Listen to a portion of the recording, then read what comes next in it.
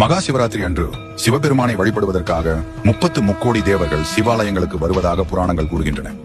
இந்த புண்ணிய நேரத்தில் சிவ வழிபாட்டில் ஈடுபடுவதன் மூலம் அனைத்து தெய்வங்களின் ஆசீர்வாதங்களையும் பெறலாம்.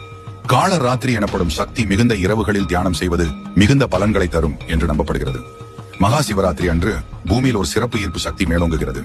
இந்த நேரத்தில் உடலை நேராக வைத்து தியானம் செய்தால் உடலில் உள்ள ஆற்றல் மட்டம் உயர்ந்து சக்தி மேலோங்குகிறது.